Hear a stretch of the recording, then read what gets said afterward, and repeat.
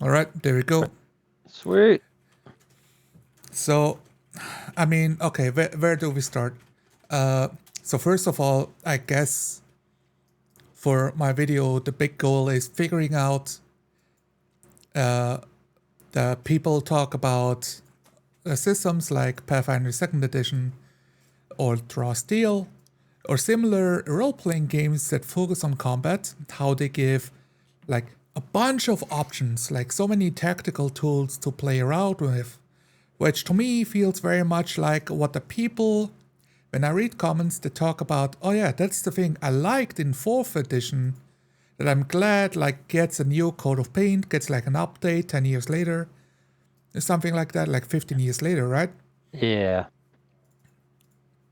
And I sit here and think, well, nobody really enjoyed 4th edition, and those people that did, they have like their own little club going where they play 4th edition. They're not really role playing, but they're having fun with what they are doing. It's just good enough. Pretty So much. that,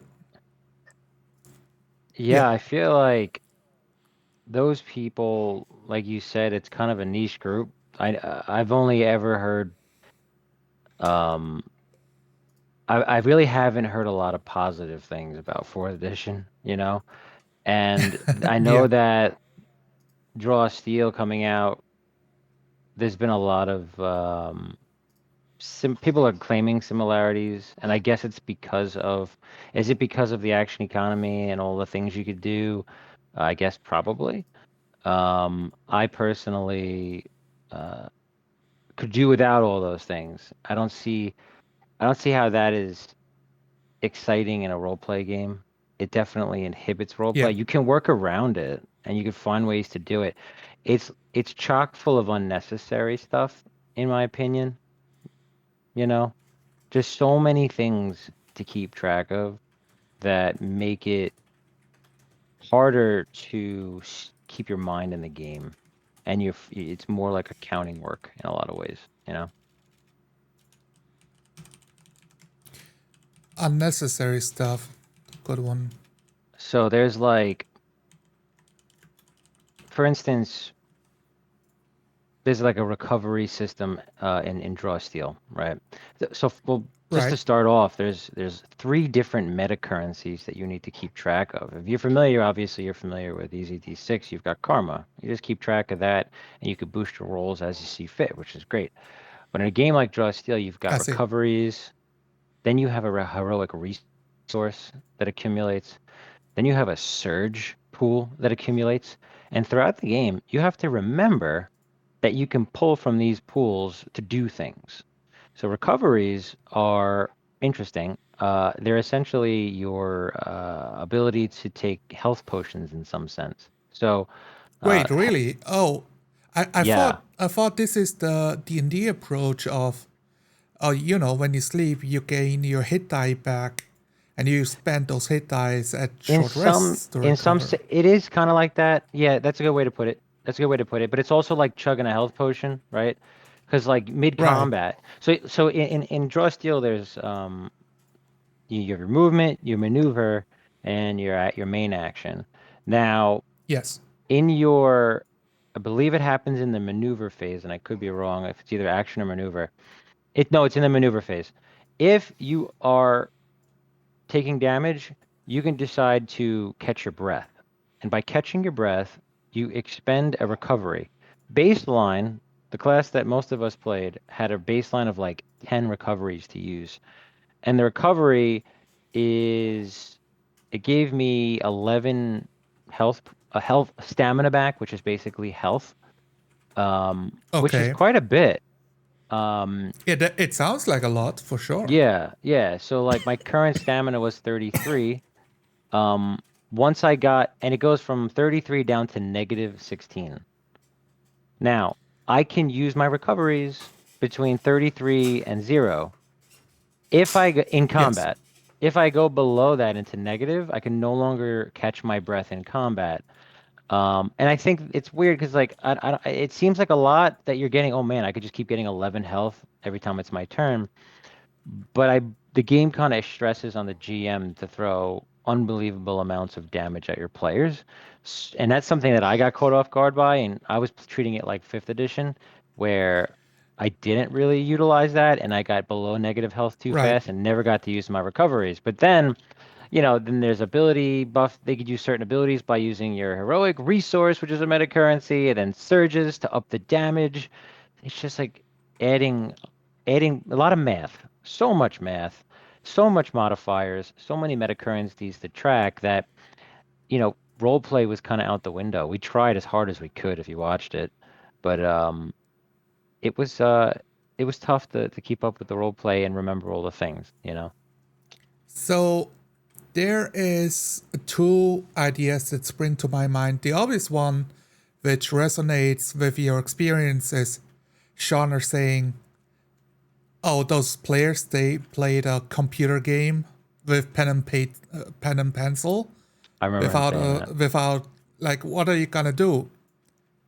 Play without a calculator? Like, you kind of have to pull it out to keep track of all the modifiers, all the things you're doing."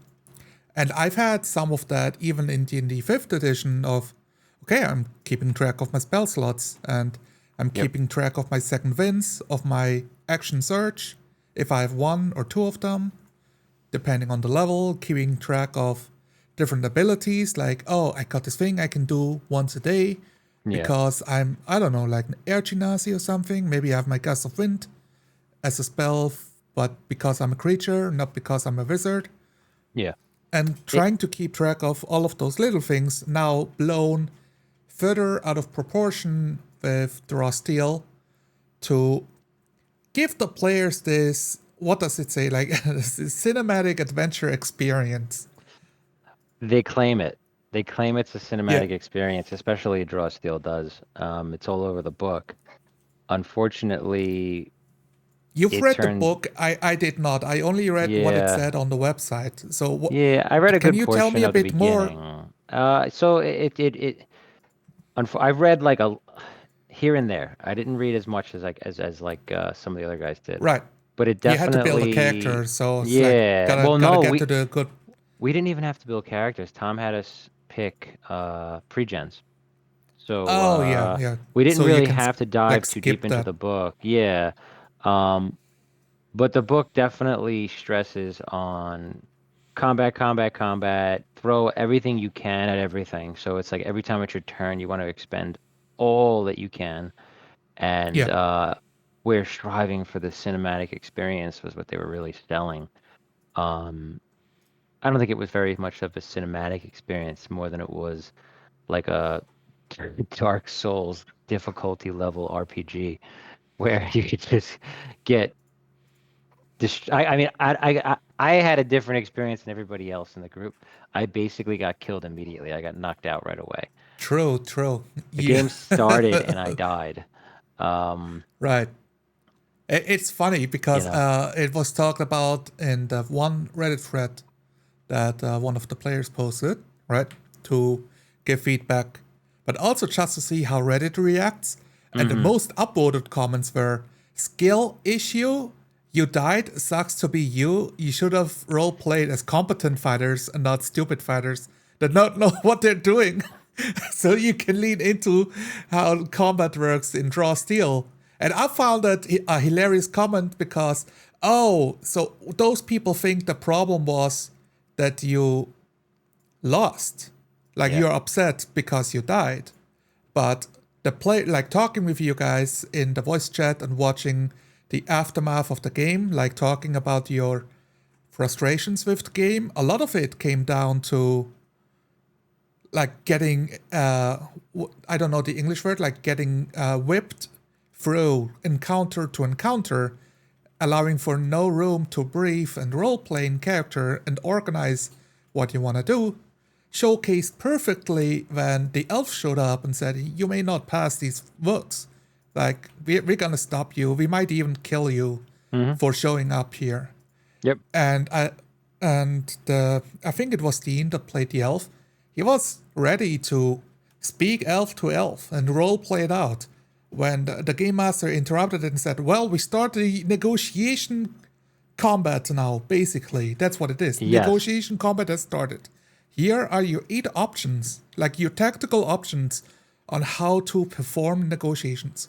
correct. Everything is structured into like subsets of rule systems, even in like you said, like the negotiation portion, which was kind of Yeah. bizarre to break it out that way. I mean, you know, we looked at it after the fact, we chatted as a group. We were like, we were trying to be in character and act out logically what our characters would do, and that got us killed. Yes.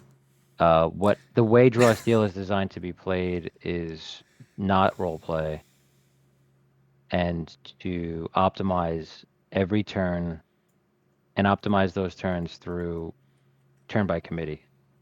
It's literally All right. Like yeah, you have to communicate with each other to combine spell strategies. effects and powers and Yep. strategies. It's literally it's not really a role playing game more than it is a tactical board game. Is a great way to put it. It's a great way to consider Draw Steel.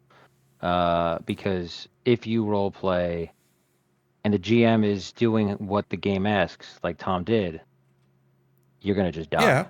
You're just gonna get murked. And and as that's far as I and that's what know, happened, you know. and as far as I know, he also ran the adventure for other people before. Oh, he knew it So he well. was familiar with it. He knew the system. He knew Yep. Roll20. Yep. He helped you set everything up. Like, let's get the macros going. Yeah. Let's understand how to move the minis. The game tells you you need to use the battle map. You need to use minis Yeah. because it's so tactically, I don't know, like engaging. Of course, the game paints it in a positive light. Yeah. This is what you gotta do. Except you don't get the minis, you don't get the battle map, you just are supposed to use what you already bought in your 50 years in the hobby. Yep. I feel like if Drawsteel came in a box set, like Gloomhaven or something, it'd be kind of cool. Oh, yeah. I feel like they're selling it as an as a TTRPG, um, or a role play game. When it's more of a board Yep. game, it's more of a board game. Uh, it's got all the pen and paper math that you can think of, and like I said, you've gotta optimize every single turn, if you're gonna be successful in it, because the amount of mobs that it recommends a GM throws at you is astronomical. And then if you're sitting there thinking about how my guy might be standing, you're dead. You're just dead. I was doing it kind of like I was taking my turns there. I was like, I got hit, and I was trying to describe how I took steps back into like the carriage and the mud, and I had my hand gripping my axe, ready for the next one. And all of a sudden, I got blasted with like 30 damage. And I was like, I don't think I should even be describing anything. I should just be thinking in my head. Hold on, I'm going to swing for my attack, and I'm going to add 2 surge damage to that attack. And Yes. and that's the other thing. I don't believe you can miss attacks in this game. I think everything pretty much hits because there's thresholds of damage that happens based on the rolls. So there's really no missing in the game. That's the other thing. Oh, it's like you will get whittled down You get unless you whittled have the down. appropriate Mm-hmm. counter measures ready to go to Correct. deal with it. Yeah. So like when you do damage, when you roll the dice, there's a table that you're supposed to tell the GM like, okay, if I rolled between like a one and a um like a one and a 10, this is how much damage it Okay. does. So if I went between like a 10 and a 16 is how much damage I did, like that kind of. Uh, and Got it. then Got you it. could take your surge, which is a meta currency, and add that to the damage to do more damage. You know, and Is then this class based or like class based. everybody has it? It's class based, but everybody has surges, everybody has a heroic research, everybody has recoveries, but it is still Okay. class based. And then like on top of that, you have, the heroic resource, which is a secondary meta currency where you can expend the resources um, to do special attacks. But then there's also Yeah. hero tokens that the group gets every time you initiate combat from the DM. And the group, it's a pool of tokens the group can use and pull from to gain more surges, to succeed on saving throws, to reroll tests. So there's like 4 meta currencies floating around your head at the exact same time while you're trying to role play. You just don't role play. You just board game it, you know. And just to bring us back to like what you was saying, like how it's people are claiming it to be popular right now. I don't see how. I don't think so. You know, I think you got outliers out there that are like maybe like it's the fourth edition crew out there that's like, yeah, this is great because it's kind of like that. But We, I we don't know got if, we got a new thing for us, yeah, basically. They I all don't stand up and clap. maybe yeah, I don't know enough about fourth edition um to have much of a comment on that. But I mean, it's I think it's It's stuff like popular. fourth edition introduced stuff like, oh, the fighter leader can have an action to heal people around him as like rally the troops, but it translates into you regain hit points, Yeah. which was like for the role playing crowd jarring because it like breaks a bit of the verisimilitude of, okay, how does that translate? And now you have the argument of again of, okay, it's hit points when I get like stabbed and scratched and those magically heal, or do I treat hit points more like stamina, Mm, like get beaten up and when I reach zero, you get the massive gash across your body as you bleed to death? yeah. And you end up in those arguments again. And every time people say, "Well, we already solved this. It's obviously," and then people just like contradict each other with the answer, and they look at each other, and then they start arguing again which one it's supposed to be. Gotcha. Oh my God. Yeah, it's I think it's funny. Like I like fifth edition. I've I've 4D'd fifth edition successfully. I know you have. It's doable, right? Thank you. It's totally doable, right? We've Yep. both experienced that.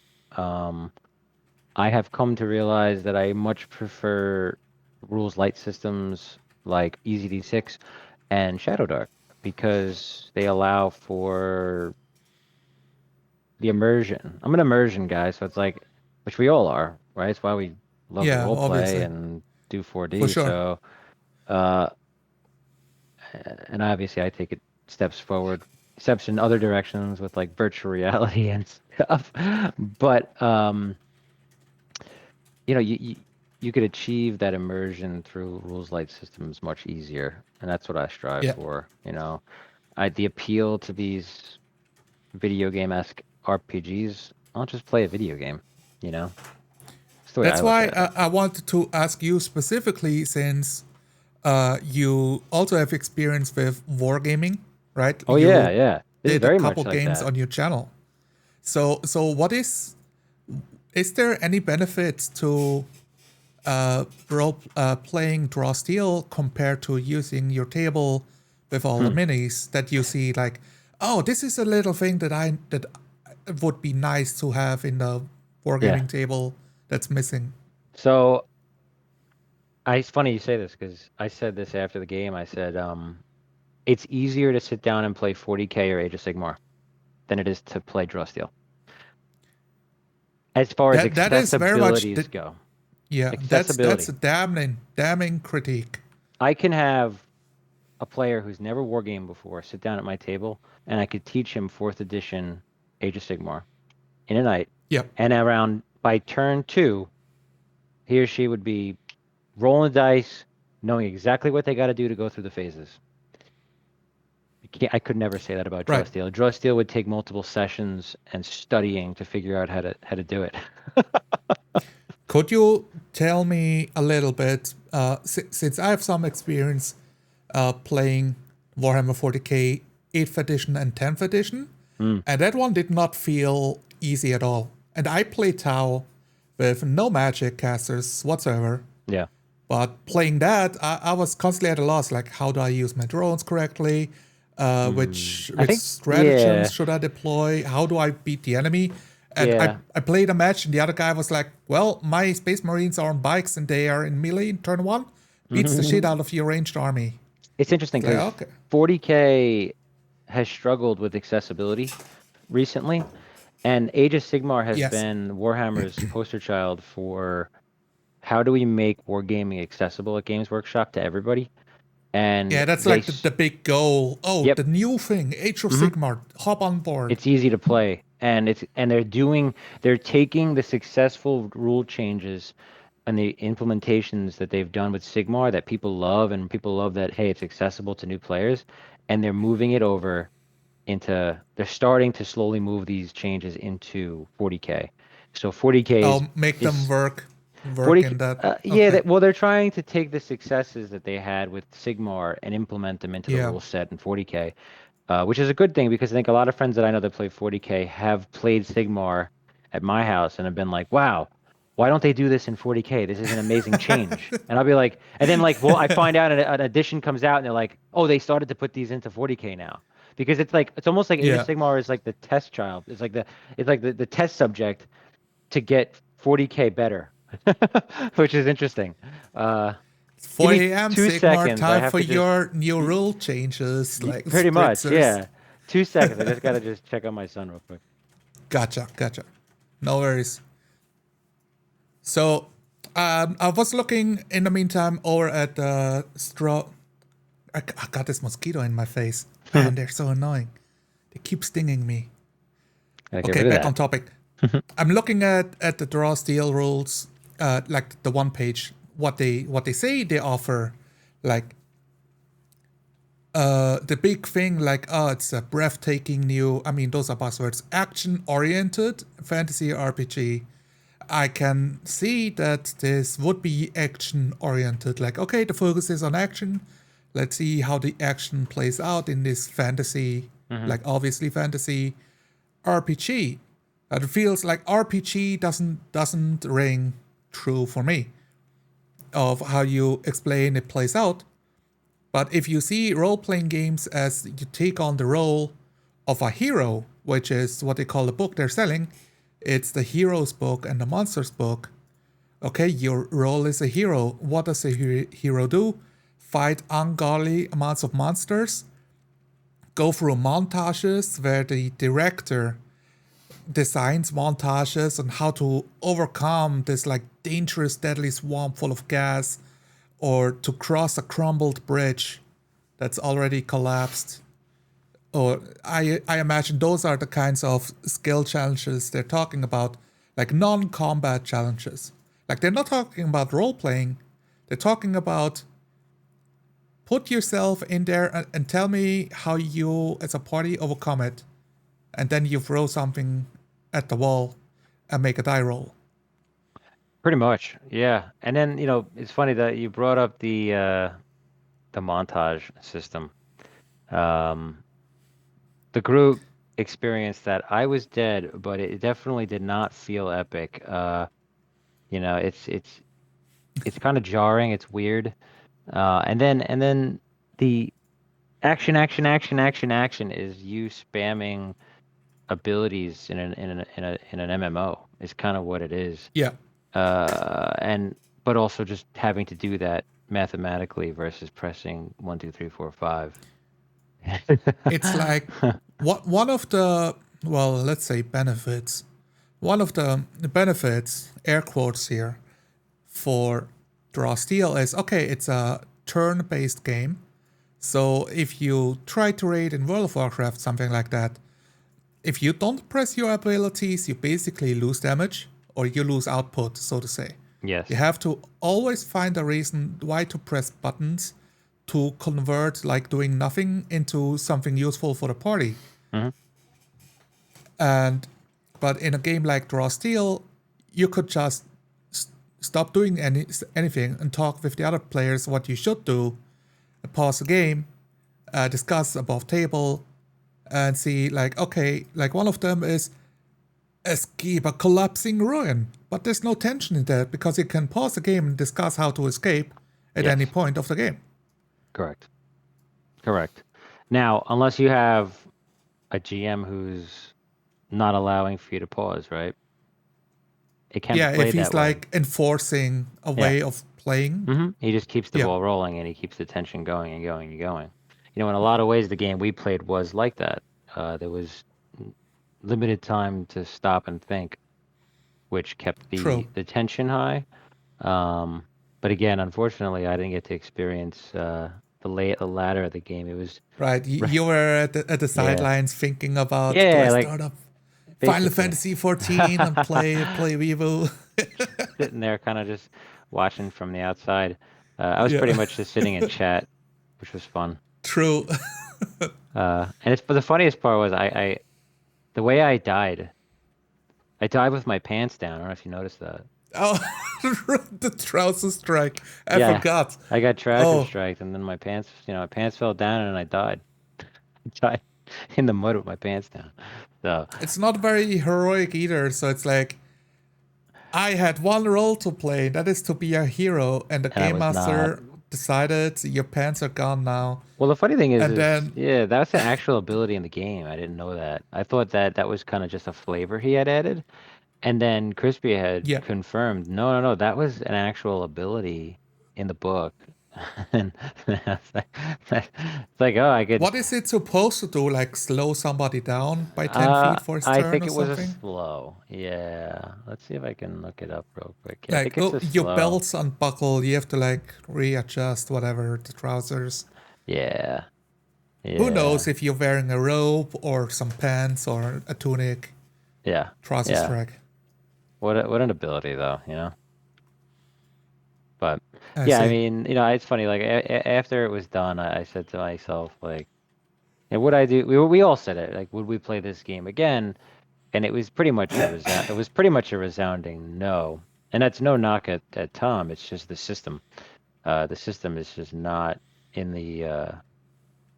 It's not something that we enjoy, right? We're role players. We like to role Yeah, play. So, and it was the experiment of, hey, Tom was nice enough to host for us, and that was awesome.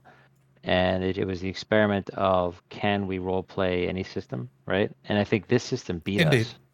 This system proved that we definitely, you can't really role play every system. Some It's like me sitting down playing a board game and trying to role play it, really.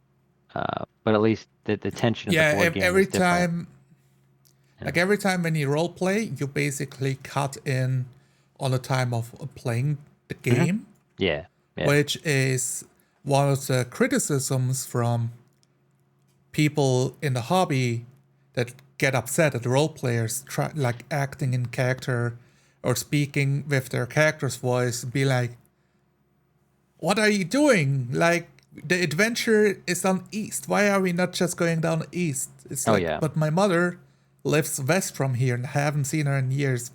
It's just the next town over. Can we just go there? So before Yeah. before we go, it's like, don't do that. Like, I don't give a shit about your mom. I don't give a shit about your backstory. I just want to do the adventure. Well, that's when, that's when the GM is like, he wants to get the session going, and there's the players that, like, well, I don't. It's funny because I don't think I've played with players that will do stuff like that, and they'll stand around, but it's like fake role Yeah. play. It's like the GM goes, "Does anybody have anything they want to do?" And then the players stand around and kind of goof off, and then they go in and out of character, but then they Uh, laugh and they make pop culture references, and that's your standard game now. That's what people do. That's why, like, when I post our games, like, I have a yeah. tendency to take a game we played. Like today, I took the recent Vanguard and I Yeah. posted it in the EZD6 Reddit, and I posted it in a bunch of Discords. Oh, Um, super cool. and you always get responses of people that are like, "Oh my God, like, this is so cool. I've never considered not coming out of character." And and uh I'm trying when I do that, I'm trying to take the approach of, like, rather than like, this is how it should be played, I'm taking the approach of, like, hey, we tried this thing and check it out. And people receive that so much I better. stayed in character the whole session. This is what Yeah. happened. YouTube video People, thumbnail. dude, I'm telling you, people receive that much better than Yeah. saying, like, you guys are a bunch of idiots, you're doing it wrong, right? Because You it's should easy to want to ascend do to that. the. Yeah.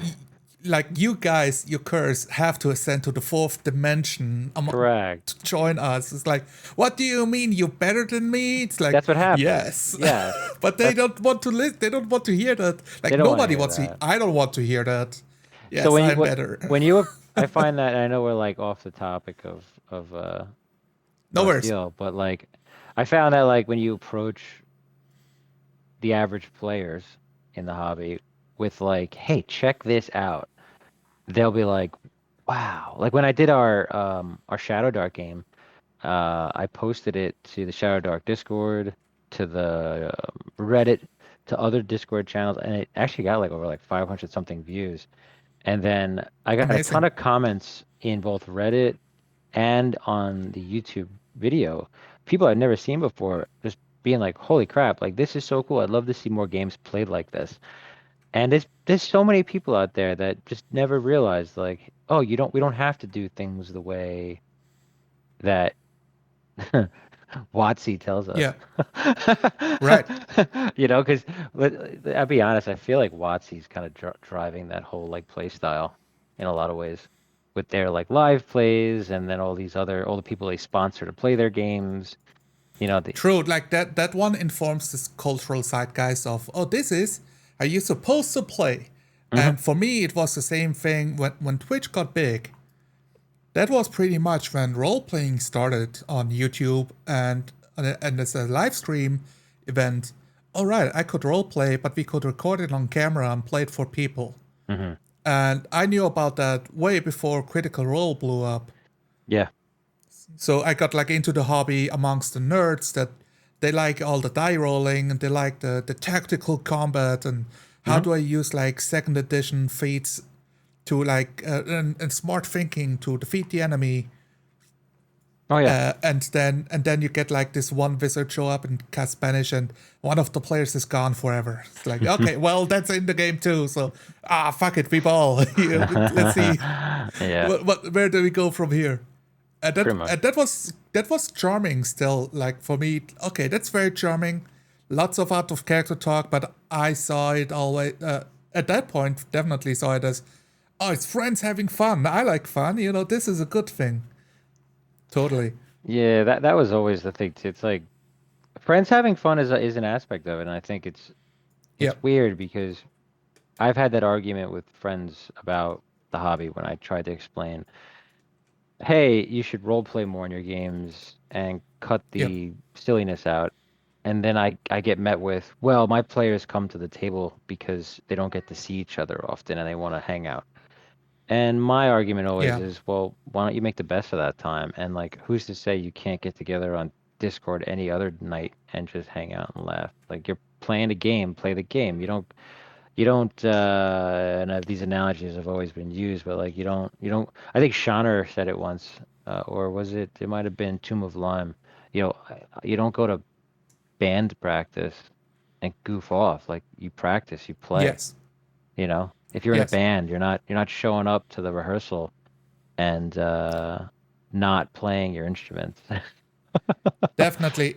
And you strike the right chord here because most of the hobby do not see role playing games as something that is to be practiced. They see it like we meet up with our instruments. I bring the ukulele, you got Hmm. the bongos, and we just jam out. Nobody thinks about, but we could practice a song. We Yeah. could write some lyrics. We could like improve your bongo skills or your ukulele skills, and we could talk about it after the jam session, discuss it, pick it up next time, Yep. build on it, iterate on it, Hmm. because in the end, and that's kind of the condescending part, and it's like the dishonest part that I hate. People saying, "Oh, I've been role playing for 40 years." But we also just do it for fun. Don't try to improve. You're actually making us look bad by trying to improve the hobby, which is the same argument as fucking Blizzard Entertainment developers saying Baldur's Gate is like putting the the measuring stick up too high that all the other companies have to compete with now. It's It's like, you idiots, you're owned by Microsoft now. Why are you not trying to create the best game possible? This Yeah. is in your job description. It's stop it, you. It's pretty wild. I Stop it. mean, yeah, it's like handing me random things. Um, Some companies are complaining that Silksong is priced too cheaply at $20, and that other 2D Metroidvanias have to compete with that now. I don't know if that picked up on the microphone. Did you hear that? a little bit of it. Okay, like Silksong, the new video game for Hollow Knight, I think. Yeah. Okay. Like indie companies and companies are complaining it's priced too cheaply at $20. Like it's killing the indie industry. Like, oh, our game, we're struggling so hard. Like you should have taken us into consideration when you released. All of our release plans got crumbled. Yeah, I think like, wait, the indies are acting like Blizzard Entertainment developers now. It's just the same argument on the other spectrum of the industry. Yeah, it's funny because who else did it? There was an argument because games are now like AAA titles like $70, and then Yeah, the Oblivion remaster was like a shadow drop. That was one of the most successful like drops like in 2025. fucking squeezed out of nowhere, just dumping And it. I believe it was $60. So it was like it wasn't priced with the new Yeah, Schatzi, I'm gonna Full send you price. a link. the $70 price tag. It might have even been less. And I think it was $60. So interesting. I don't know. But yeah.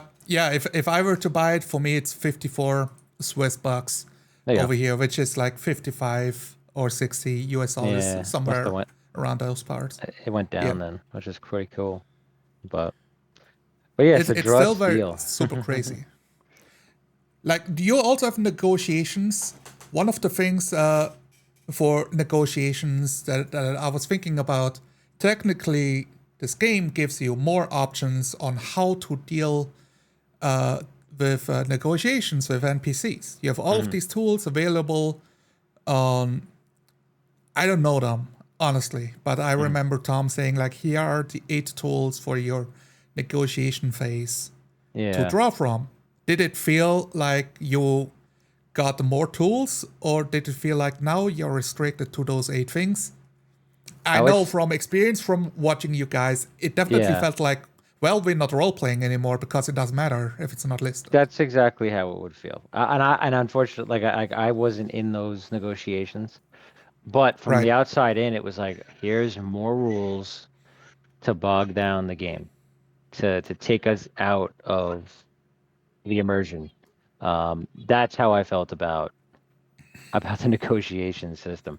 And I there's been other games that have had them, but they're less structured. Like, for instance, like the One Ring, the Freely Publishing One Ring game has a negotiation system, but it's considered a council. And it's more or less just labeling a phase. It's just labeling, okay, you're in this. It's needlessly putting you into a phase. And I feel like the negotiation system is kind of the same thing. Just let the players act naturally, and the GM can determine by, role playing with the players. And if they want to give in some dice rolls, sure, so be it, where it's going to go, versus having to put this whole outline structure and how things are going. It's kind of it's so unnecessary. It's really unnecessary. Is it at all? And I think, like, to draw Steelman this argument here. Got that. I cannot help myself. That's a good one. To do it, players would say, well, I'm playing a charismatic character, but I'm stupid as shit. I don't know how to convince people. I don't know how to get them on my side. So I lean on my charisma roll, on my modifiers, on my skill check to make the roll, to do the arguments for me.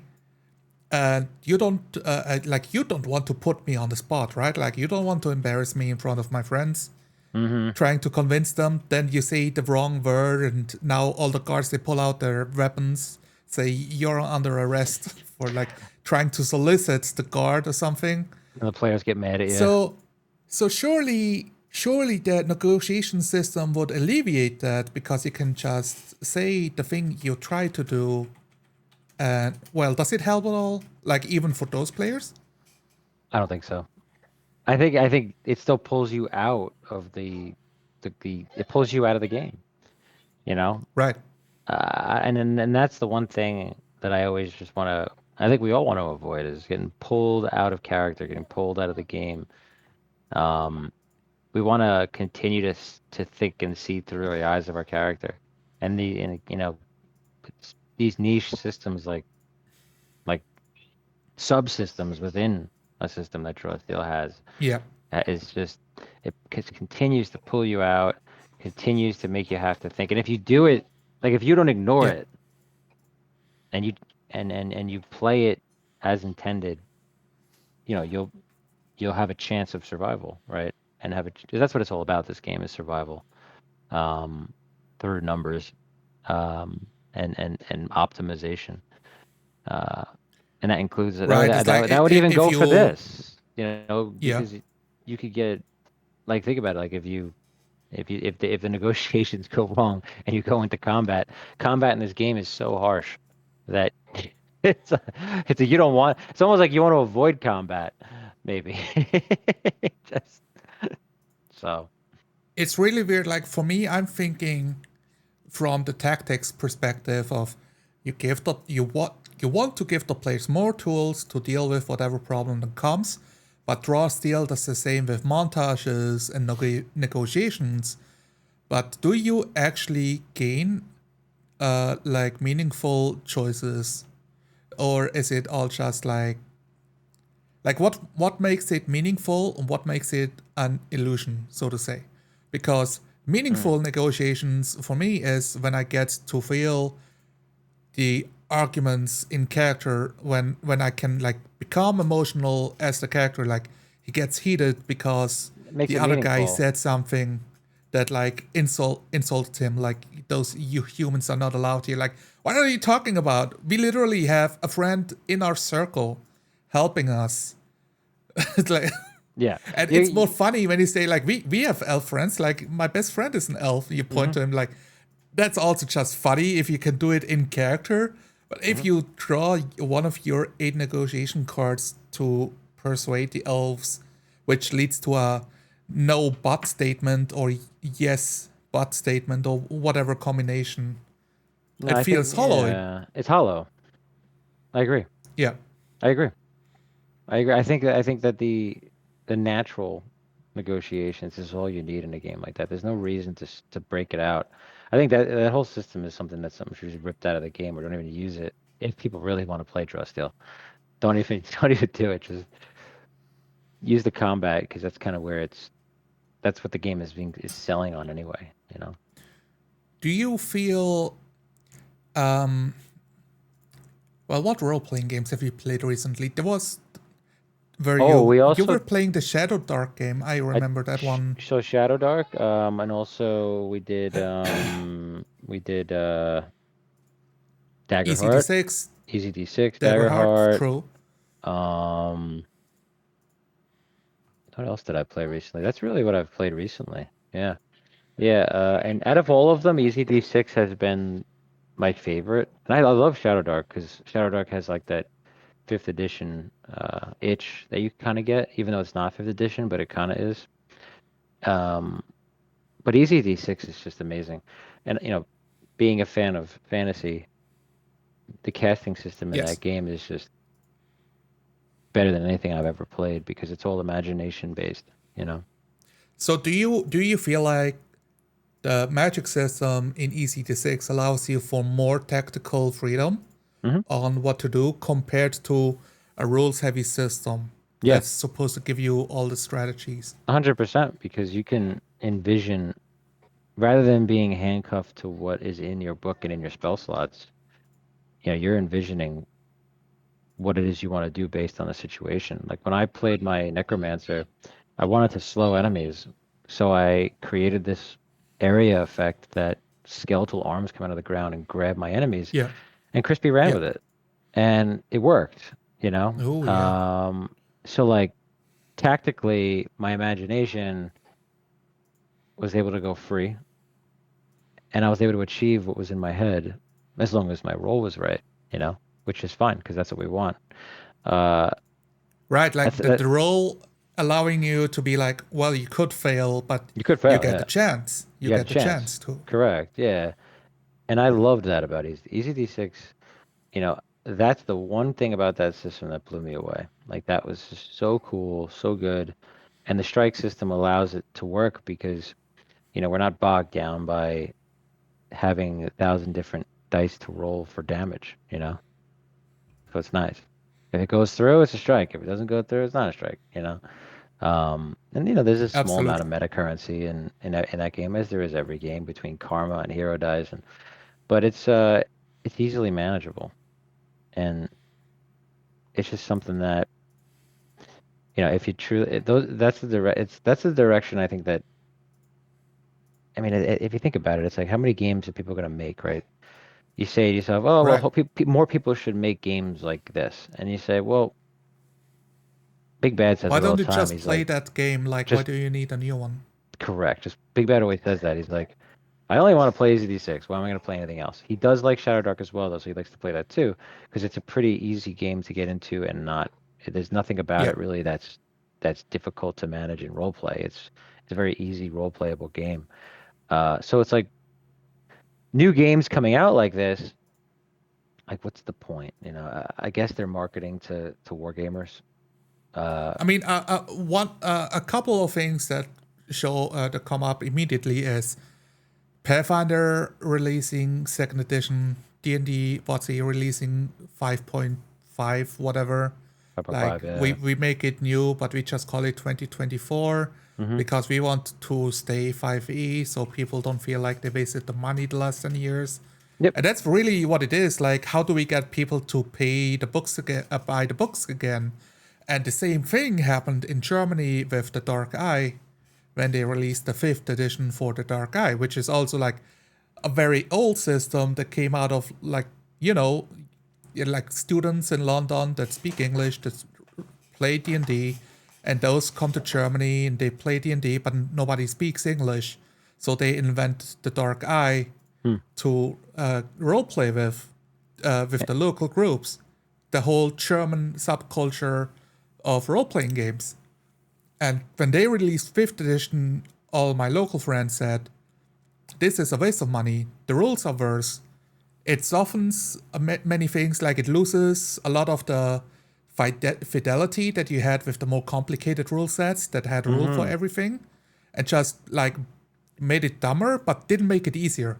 Like it was still a heavy load to role play on the spot because you're thinking of all of these rules still. Yeah. So simplified it, but they didn't actually achieve the simplification part that you wanted, like from D&D 5e, of, oh, I don't have to think about all these weird little niche things that you had to do in 3.5. You just add Just advantage and go ahead and roll. Yeah, and just be in character. Yeah. It's funny. I never heard of that game before. It's funny. Well, I it's guess. German, so Well, it's kind of funny how the TTRPG scene has a European game that's kind of specific and popular. yeah. It's the same thing with wargaming with Kings of War. Kings of War is a European game that no one in the States plays. It's not a, but Ooh, apparently it's interesting. huge. But apparently everybody's in the Europe is like big into Kings of War, which is a war game. But I never, Yeah. I've known about it, but I never played it. Never met anybody who played it. Games Workshop, Right. and they kind of run the show here with their games. So, um, but yeah, rules light. It's just the way to go for me. And I've tried. I have friends that have approached me, like my old GM, who I used to be in his Yeah. Monday night campaign that I left. They very much 2D it. And then they like to pretend that they're role playing, but it's more of like theorizing what their characters might do or feel. So it's not really role play. It's more like, oh, my character would be upset right now. So it's like this is not role play. Oh, so they are like one step removed at all Pretty times. much, it seems that way. Yeah, and it's really not enjoyable. But he was like struggling recently because he's seen a lot of the games we've played, but he won't admit that it's like a a better way to play if you're looking to achieve a more immersive experience. And Yes. he came to my house recently and we had a long conversation. He came stop by and like I was trying to express to him like, well, he was telling me that his group was not doing what he wanted. He wasn't Yeah, achieving what he wanted to achieve with his group. Like he felt that the group was not role playing enough, that they were goofing off too much, that they're not into the game as much. People are yeah. canceling more often. And I said, it's because you're losing them and you need to try and show them a game that's unforgettable that makes them want to come back and keep playing. And how do you do that? You give them a complete freedom with their character in the world, and you manipulate that world around them, right? And Yeah. he likes to claim he does that, but then he allows his players to goof off in Discord while the game's going and post memes of pop culture references that a scene might remind them of, and then it pulls them all out of character. I'm like, you have to enforce to stop doing that. You have to just say, listen, guys, do you want to role play or do you just want to hang out on Discord? Like, That what that is is a this? cultural that is a cultural shift to like in the last 10, 20 years. And Mm, I mean, look, I'm still super young. I'm 33, so I don't know how the 90s were, how the 80s were, but mm. I know like okay, but it was stricter. Like if you goof off, they like you would say, cut it out already. Yeah. Hmm. You would get like a slap on the elbow, like stuff it. We are doing the thing. It's If funny.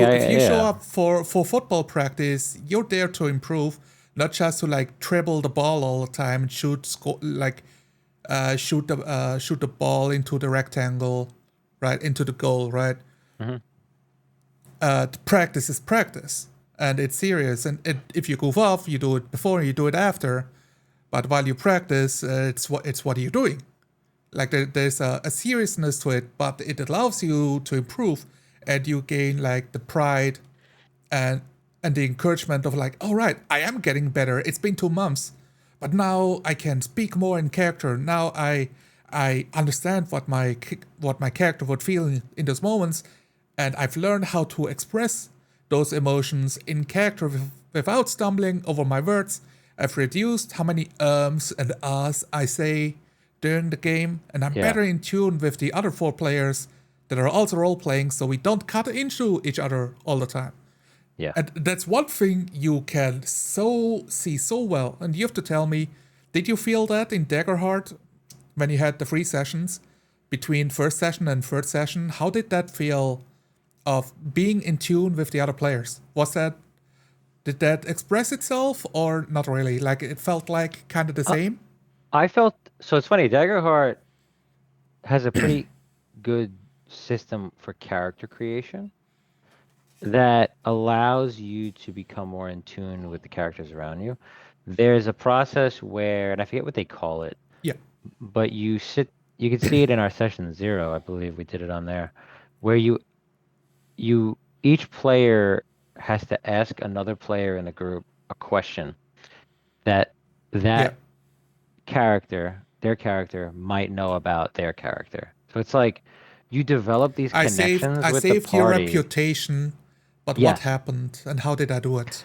correct. And I kind of liked it because it if you're going to be going for like a campaign setting, it it could pull the characters together, give players things to think about and grow Yes. upon versus a bunch of people standing side by side for sessions upon sessions and never really having any interaction. Um, Yeah. it was good, and I felt that it encouraged the connection between the players in a good way. So, if there's anything positive I could say about that game, I think that was pretty cool in the character creation. I also really liked my class; it was pretty cool. I played a guardian. True. True. He was like a tank, pretty much. So You played a he was. played a really cool dwarf. I played a tank. He was awesome. But yeah, it was that was my Scottish dwarf, and then I played we were Uriah and I were he did we were supposed to play like Appalachian dwarves, and I ended up apparently playing a Texan dwarf. Right. So you were like drifting as you're role playing because I mean Yeah. The big problem with that game that happened, like from the outsider's perspective, is you get no breathing room to get into character There's and none. understand who your dwarf is, how he speaks, how he approaches problems, Yeah. because they just like you hit the problem, Mark 10, you better dodge it or explode. There was no breathing room. No breathing room. Yeah. And that made it difficult. There were times where like I was beginning to like describe and role play things, but yeah, you'd kind of get rushed ahead, right? Yeah. And that's when I think I started to realize like I still role played till I died, you know. Yeah. The others I know they played longer, and then it came down to less role play, more just do my abilities and move on, you know. Unfortunately. To Before I loop it back to tactics in RPGs, I wanted to the previous question of did you feel your player interactions with the other players in the Daggerheart game deepen and improve? Since you do talk after the session with each other, like what you like, what you don't like. I know the bigger focus was on Daggerheart itself, but I wanted to know since like Yeah. that at that point you were still pretty new in the community, right? With the players. Kinda, yeah. Especially with Max and Phil, it was really the second time I had played with them. But yeah, I felt definitely in that game there was quite a connection between the characters.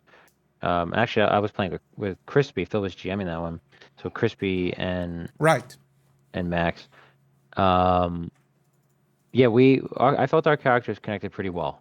And I was Oh, able to I kind of didn't get mean mine. with I didn't mean with the characters. I mean between the players.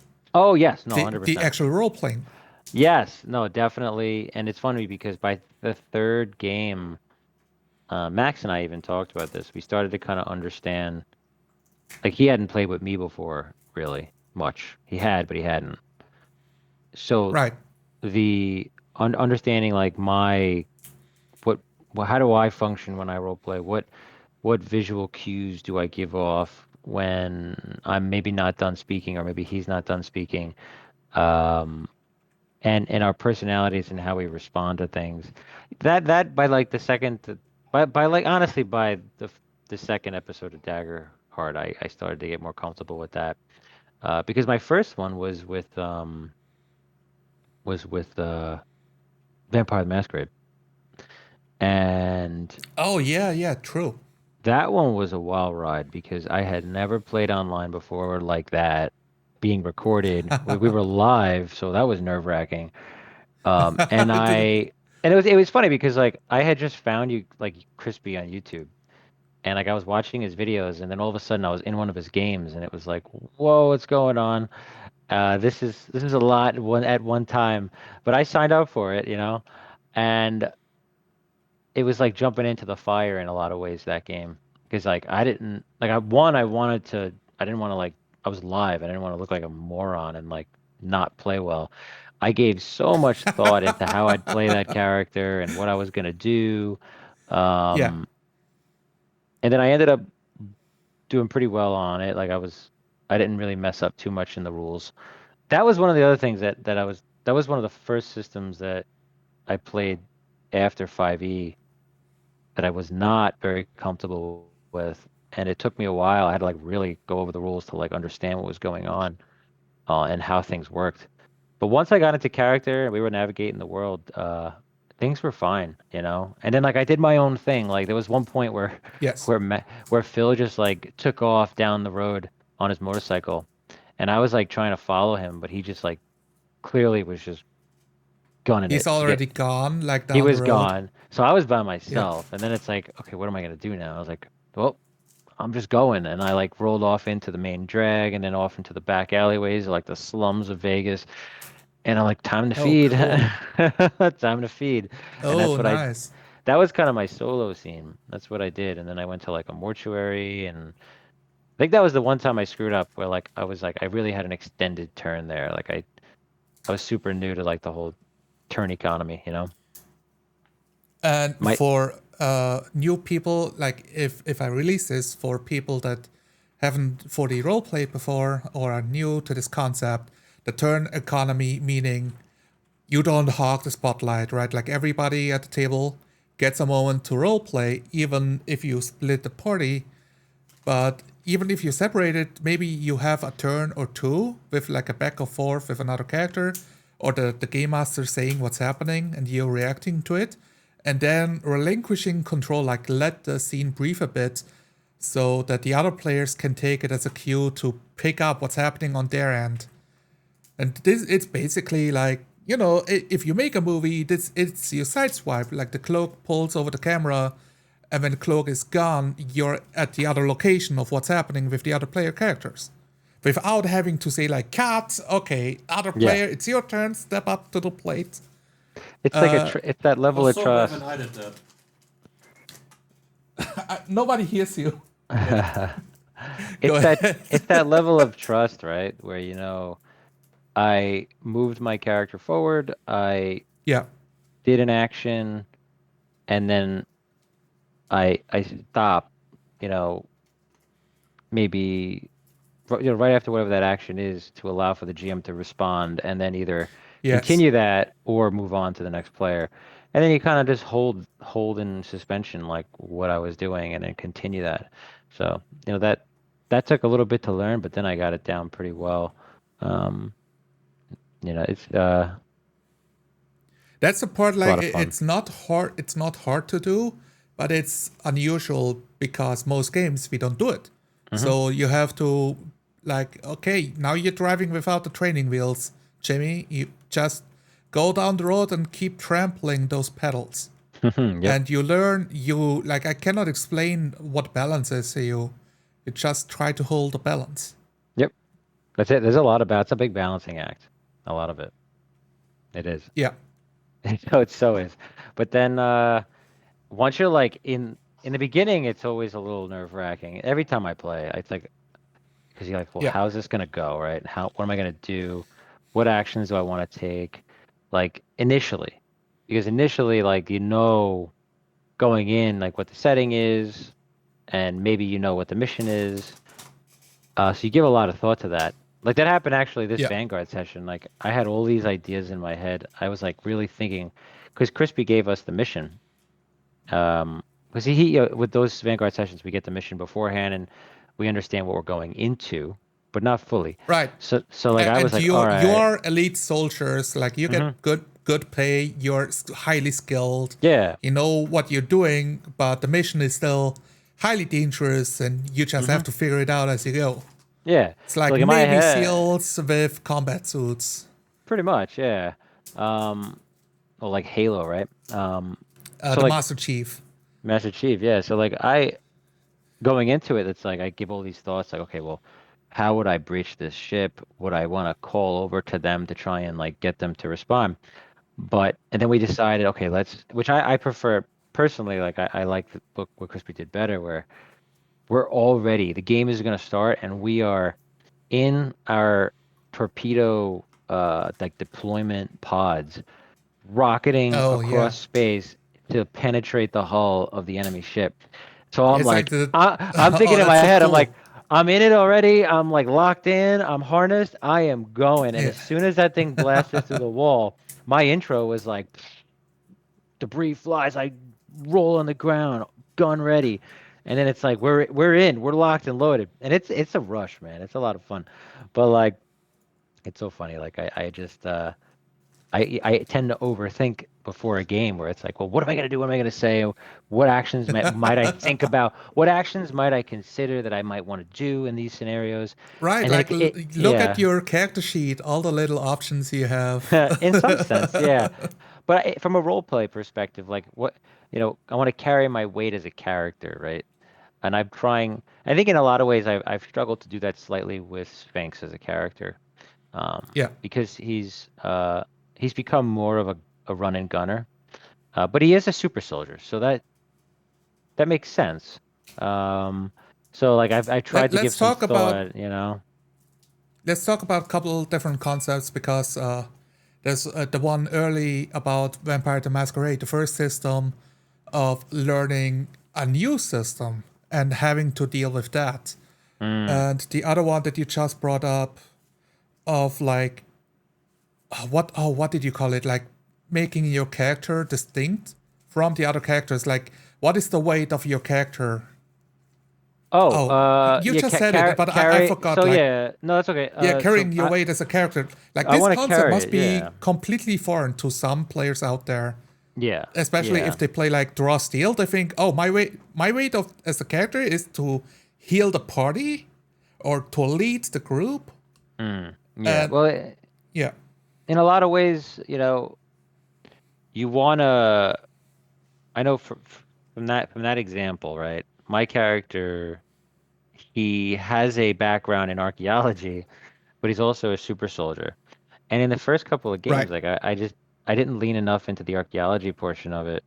Because I think in my head it was more of like an Indiana Jones archaeologist. But I was trying to play him too smart, I think. And I think he just needed to be a little more adventurous and just, learn it about ancient alien histories, but and maybe Right.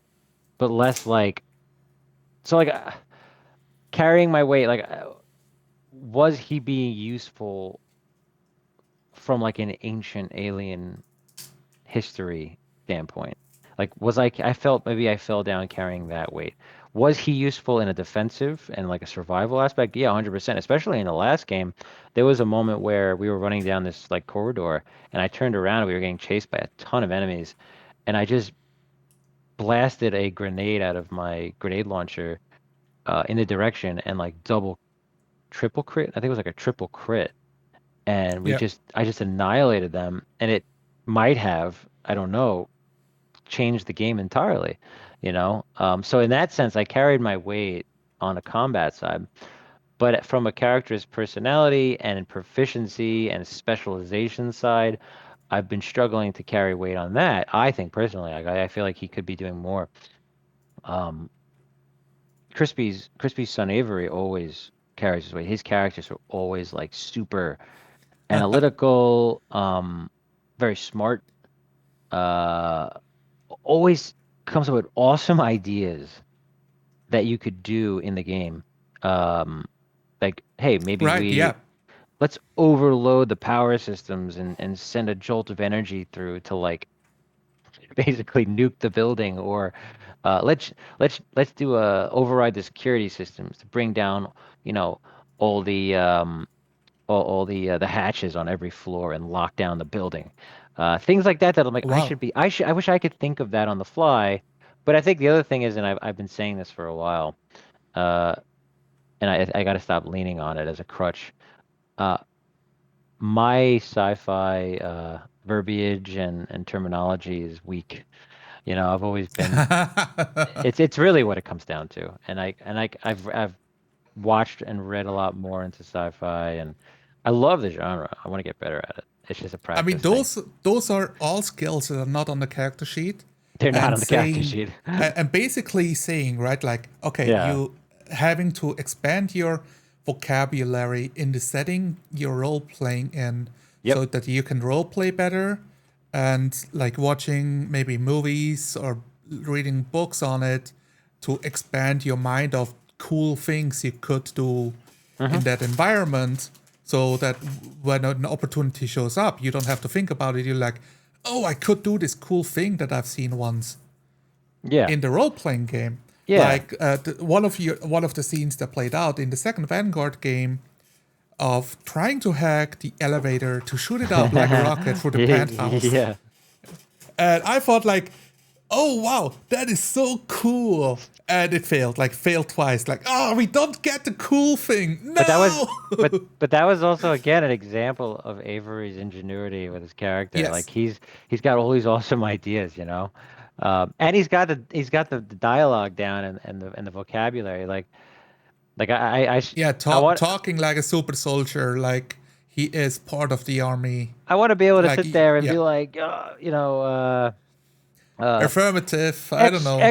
yeah, external data probe telemetry has a. It's like like those are things that I don't think about in the game when I'm going. It's always just like run and gun, and I have to get out of that Yeah, mindset. you want to be Uh, able to say like, I count out here like 2 Bravo Sigma 13s, That double or check. yeah, just using So like it sounds like techie military jargon. words and Yeah, jargon. Yeah. And I've been practicing that. Believe it or not, that was one of the things I did before this recent game. Didn't get a chance to do too much of it because we were like it was super action packed. yeah. But if we were at a point where we were actually like had any downtime with technology, like I literally was chat GPTing like what are some like science fiction terminology that is generally used, and it's giving me all kinds of stuff. And I was like, I feel like such an idiot.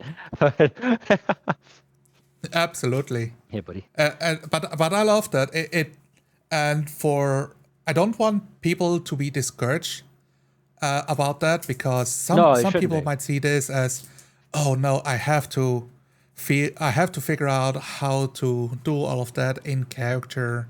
Hey, you do a trial by fire. Yeah, and you might think, well, what if I embarrass myself? Well, try to get the other players on board, you know? And if you have the people on your table that make fun of it, you should, I mean, that's the point. Like, we are all adults, and your table should also be all adults. If they're not, then it's a different game. You know, you have to approach it differently. But if you are all adults, you should lean on that. Like, guys, we do this for fun as a hobby meet up. Like, can I do it? Please? Like, I'm showing up every week, guys. Yeah. And this is what I would really enjoy. And it's already a give and take, like showing up, doing all the prep, learning how all of your tactical options are in your RPG, whatever you're playing. Is it Pathfinder? Is it Raw Steel? Is it D&D? Or is it EC6 or Traveler? You do all of that already, so just let me roleplay in the role-playing game. Let me allow myself to stay in character and try it out to get more into character yourself. Yeah. Because when the orc comes and chops down the wizard in twain with one massive great axe strike, you will feel the dread that shows up like, that was our guy who casted all the fireballs. We are so dead. Oh yeah. Well, there's that, but also Oh, look, some of the it's most chat fun over in there. character death is the emotions amongst the characters. Like I find, I've Yeah. had so much fun when a character dies, expressing the loss. Because in like fifth edition, when Yeah. someone dies, I noticed you always got like when You I have the would safety play. net Well, of the rolling dice, this is of safety the net. revivify, Yeah, resurrection. there's that, but there's also the players are never they're never like emotional about death. It's like, oh, you got the shit kicked out of you. It's It's like, really weird. There are yeah, two ways. It's a complete joke. I should have seen that one coming, guys. And the other one is, I yeah. can't believe that you killed my character. Like, I spent so much time making him. That's I the other thing. commissioned the Yeah. artist for $100 to draw the character out. Uh-huh. Like, I spent 2 weeks thinking on the backstory, and now he's dead. It's like, Now he's yes, isn't dead. this awesome? They don't want to hear it. It's crazy. It's crazy. Oh my God. Yeah, and I mean, you can set up the expectations of like, okay, good. The bowling alley, we stuff the sidelines, you cannot die. You can either be like kind of okay, or you can be awesome if you roleplay really well. But you cannot die because, I guess. But living through combat doesn't mean anything if you cannot die. Correct. There's no That's what consequence. What's the point? yeah, What's the that's what makes it meaningful. yeah. What is the I win if you cannot lose? I think a good session is when I mean a good session doesn't have to be when someone dies, but the most memorable sessions I ever have in a game are when someone dies. Because Except when you always remember Merlin that, died with his pants down, and then they Yeah. got Yeah. why Yeah. were you on the wall? I completely forgot. Like they put you on a wall. What was that about? The wall. In which game? The Merlin wall. Oh, No, the the Berlin Burl. wall. Oh yeah. So Yeah. my character's name was actually like Berlin, like with a U, Yes, but we spelled it with a like with an E, I Berlin, think. like the city, and they started calling him Berlin, and I said I didn't even correct it. I was like, fine, his name is Berlin, and You were dead at then that point, right? I had died, and Uriah like co-created this idea that when a dwarf dies, and he wasn't too far off with it because like He worked with actually the game's lore, where Oh, okay. their skin, the flesh of a dwarf in Draw Steel, is partially made of stone. So Oh, when I cool. died, he said my character like crumbled to like stone pieces, like rocks, and then he went over to the Nice. nearby like stone wall, and he placed my body, the pieces of my body on the stone wall as like just to be there for eternity on the stone wall, Yeah. just rocks. I became rocks. Yeah. And then it was the Berlin Wall. So so so And nobody at the table broke out in laughter, no, like no. pointing and yelling, "It's the Berlin Wall, guys, get it!" Yeah. So But so like that after the fact, I could see it like on the faces, like the realization sitting in, like it's the the Berlin Berlin Wall. Wall, and his There it pants are down, and is. his belly is showing, Yeah, and yeah. it's like the most awkward death ever. You try to remember his Yeah. deeds, Yeah. and it's just like, well, everybody's gonna walk past this Oh when yeah. they walk down the road Yeah. There he is. Berlin's in all its stone glory and wiener. all its horror. So funny. So funny. But oh man, it's too much. I'm sorry, I did not want to like trample over your trauma like that. No, it's funny. It was funny. It was good. It was Yeah. good. Oh my goodness. But but yeah, man, I mean it was fun, but it's But I hate not because the rule system helped you having fun. It no, was everything else. not at all. It was everything else. It was the people I was with, really. That's what it comes down Yeah. to, right? So And even Tom was a real great sport about it. he was, He yeah. also felt the difference of like all the other tales, having to constantly remind them to stop talking out of character and Hmm. just act. Exactly. And Well, like they're like constantly fishing for, is there a torch nearby? Is there I don't know, a trap that I can abuse? Is yeah. there I respect the fact that he having yeah. doesn't play that way. He's not like 4Ding, but he does not like the meta talk, which is huge. Yeah. So, Makes but a big difference. oh yeah. Oh yeah. But So yeah, I mean, I go ahead. I hate to have to cut short because I know we're recording, but I do have to get dinner ready for the family. Okay. I have one more thing. So Let's talk about it. if you Yeah, want, that's we fine. can.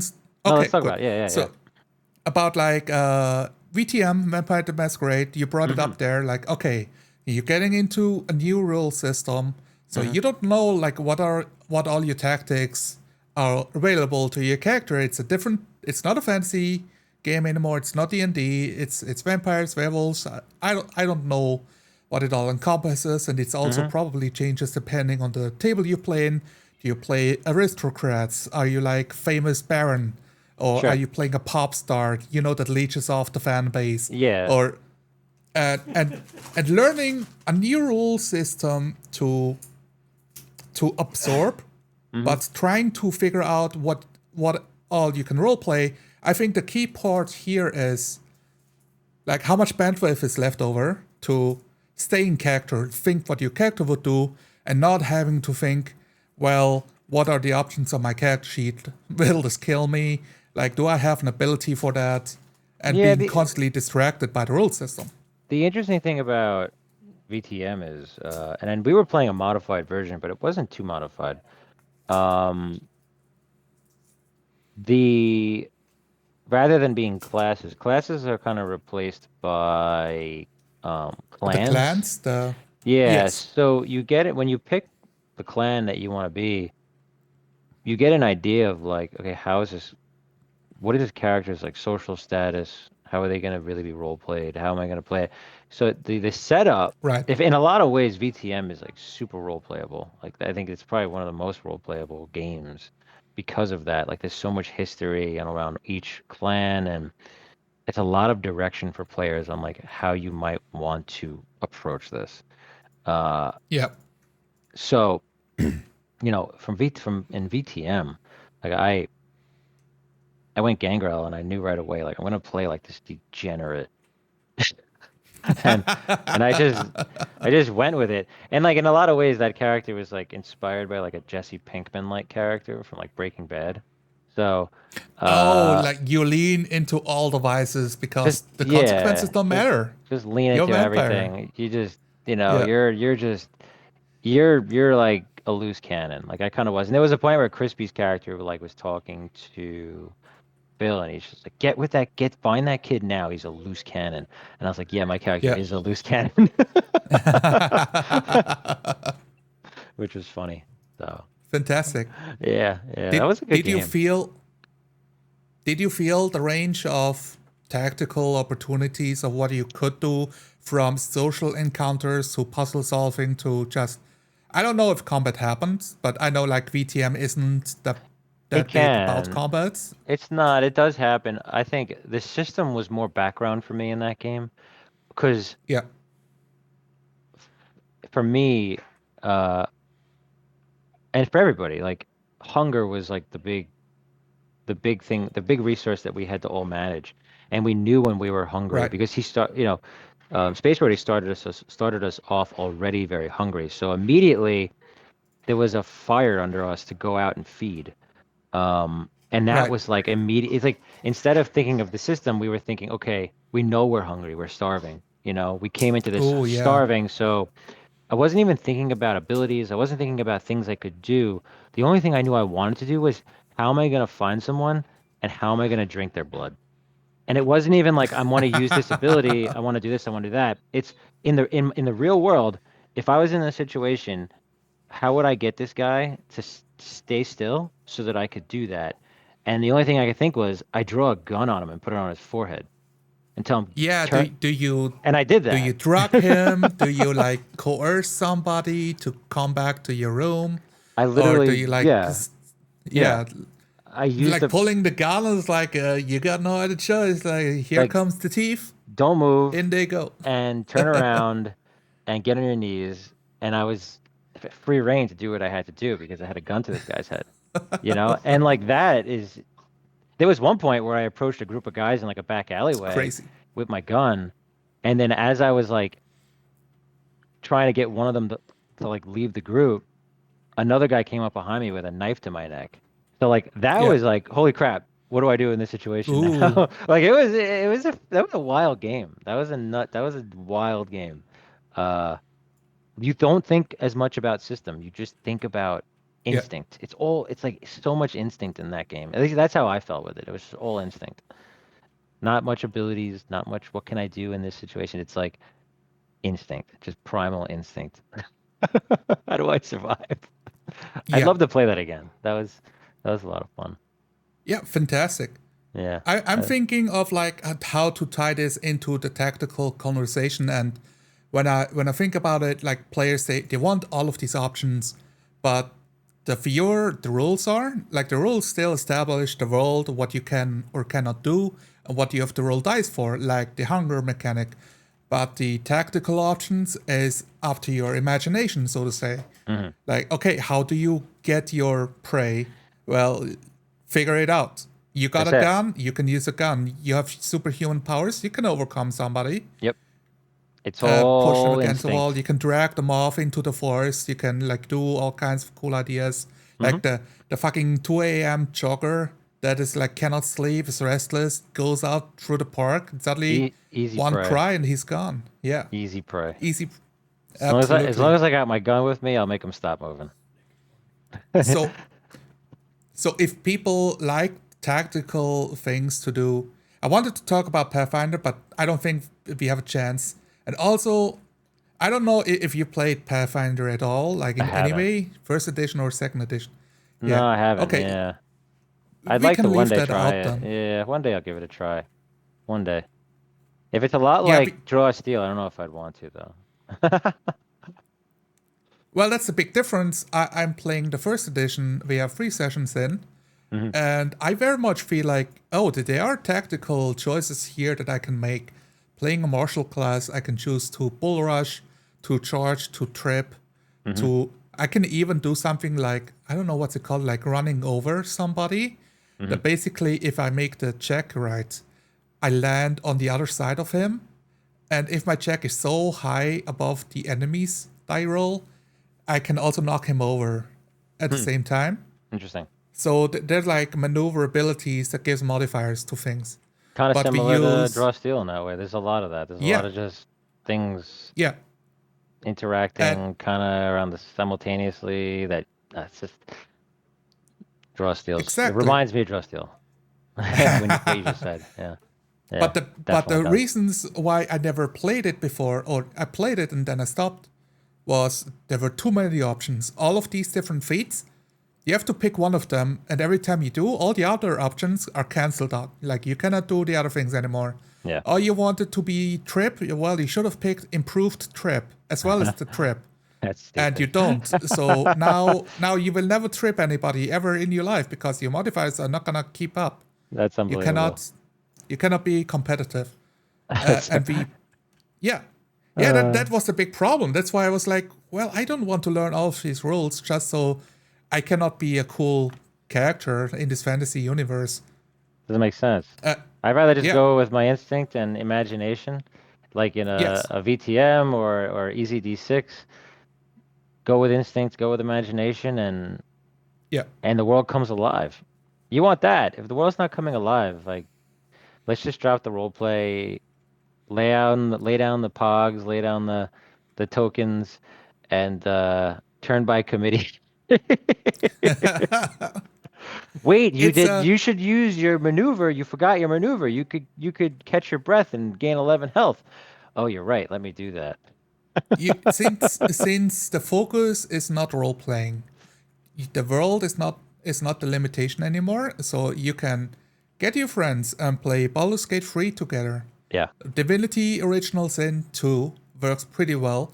It also have game mastering tools. You can play music in the game. You can put on the monster where you want. Mm-hmm. And if you want the tactical experience, you have that. I actually played Divinity Original Sin 2 multiplayer with randos that like called me up like Saturday nights. I would get the message every Saturday for like 6 weeks in a row. Like, do you wanna do the game? And I said yes, and it was exactly fun for that part. For I play a new class with new abilities, and I pick which class I want to level up next time. So I have these weird combinations to beat the enemies with a group of 2 or 3 other people in the party. And I got that tactical experience. And man, it took a long time too, because it's also turn-based, and like you would try to run a mega dungeon on the same evening, 10 different levels, or until somebody logs off, goes to sleep. And you can do it in the video game. We don't have to keep track of everything. Like everything is laid out with your action points. Yep. It removes a lot of the burden since Oh, we're yeah. not role playing. I'm That's it. Not role I'm on playing. board. Yeah, exactly. Like I'm Yeah. on board. Okay, we're not role playing. Fantastic. Let's play the video game. Let's just play the Let's game. beat. You know, Yeah. then I would have like little coins in front of me to know what represents what for me, so I can keep my meta currencies all in line. I won't have to Yeah. think too much. Like that's You have like cool widgets that turn with like 1, 2, 3, 4, 5 one of those. that Yeah, you like have ready on the table. wargaming Yeah. a wargaming point organizer. You know, that's fine. You know, so Yeah. wargame it. Absolutely. My gosh. So yeah, let's leave it. I think this was really good. This might Yeah, I actually be enjoyed better myself. than like making a video. I think I'm just gonna put this up like that That's fine. and Yeah, see. I apologize that my camera and my mic is probably not what it usually is. But anybody who asks, I was just getting Yeah. off of work, and we just did a quick little interview. You know, that's fun. A little podcast. Yeah. True. And Thanks, you man. know, I'd be down to do more of these. You know, just make time. I'll be able to make some time for to use my main rig. Yeah. Absolutely. Yeah, I would love to. I have plans, and then I don't plan them. I wanted to. I love Nobody Wakes the Bugbears podcast about his Fantastic. Mothership games. I They are love his so games, yeah. cool. So He I does a love great the job. idea. I love the idea of doing the same thing that he does, but like role playing with the cameras on, but it's not live, so that we can edit the audio and just have the characters move when the players are talking, Yeah. and show like pictures of the scenery if it's like an adventure path, and do like the collage thing, so the players at home can listen to it like this, like an audiobook. Yes. And since there's so much role playing happening, you're not like bogged down at like, wait, they're fighting what and how many are there and they have how many hit points, you know? Yeah. Because that gets pretty boring. But if you're role playing every step of the way, you're like, oh, he's standing on top of this enemy, the guard's chopping his head off, and they look around to find what's going on. Oh yeah. So much more evocative this way. And then you could add in, when you edit in sound effects or ambiance after the fact, like Oof. Warden does. The cherry on top. It just brings it all together. It's that's one of Yeah. the reasons Crispy has been not going live with the Vanguard games, is because we do have an intent. We haven't done it because we just want to show it to people right away. But Yes. I know we would love to be like, hey, how could we add some production value after the fact, right? Yeah. So like, and I think it becomes a new game, like next to the actual playing part, but yeah, adding production value to showcase this audiobook format of this looks like they are having a great time. This is awesome, and the Exactly. viewers get immersed as well. it helps the immersion of the viewer for sure when you have some effects, right? All right. But anywho, hey, thanks a lot. This was Yeah, great. let's leave it at that. Thank you guys for watching, which I'm gonna say. Kingmaker, that's your channel, right? Kingmaker like that? 788. 788. Yeah. There you go. If when I post it on YouTube, there will be a link in the description to his channel. Okay. Thanks, guys. Thank you guys for watching.